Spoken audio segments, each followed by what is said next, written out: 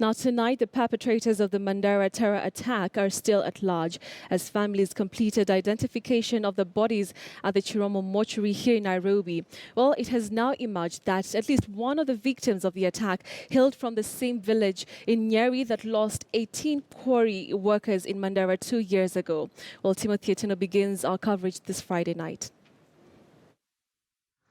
The Chiromo mortuary in Nairobi Friday morning. The pain of families as they arrived to confront the reality that their loved ones were no more. This is where the bodies of the 6 victims of the latest attack in Mandera lay after being flown to Nairobi by the government.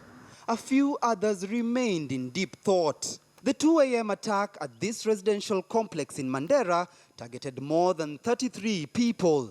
27 of them escaped with their lives. The 6 slain individuals include John Ndegwa, a quarry worker who had lived and worked in the area for several months. 40-year-old David Munene Mushoki, who had been a resident of Mandera for the past 3 years, working as a driver ferrying construction material at the quarry. 33-year-old Evans Araka Mururi, a father of 3, working as a credit manager for Islamic Relief Organization, an NGO operating in northern Kenya. His colleague from the same organization, Lewis Mwalimu, also killed in the attack. David Chege, a local barber, was also among those killed, as well as Duncan Ndegwa, a quarry worker.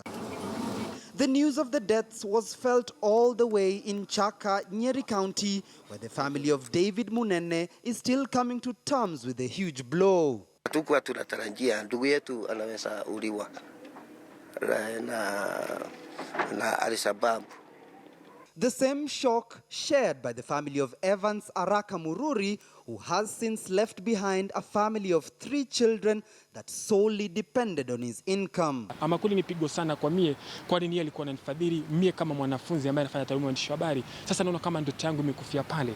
The attack that is only the latest in the border county of Mandera has left relatives asking many questions but getting little answers. Mine is to ask the government, what step have you really taken to make sure that our innocent Kenyans who are suffering there, who are dying, because I know according to the Constitution of Kenya, we have the freedom of security. It is the responsibility of Kenya to make sure that every Kenyan is given that security.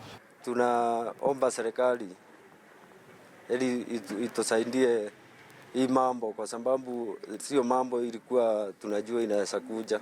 The director, National Disaster Operations Center, retired Colonel Kegodho, was here last evening, and he said that he will ensure that he facilitates the families to receive the finance support from the national government, whereby the families will be given to assist them in the final process of taking these families to their locations for burial. The bodies are now expected to undergo post-mortem examinations before they are released to the families for burial. So the family and friends of the slain 6 are hoping that the death of their loved ones will not just add to the statistic of Kenyans killed at the hands of the Al-Shabaab, but that this time the government will provide meaningful leads, if not prosecutions, of those found culpable of conducting this heinous act. Otieno, KTN News.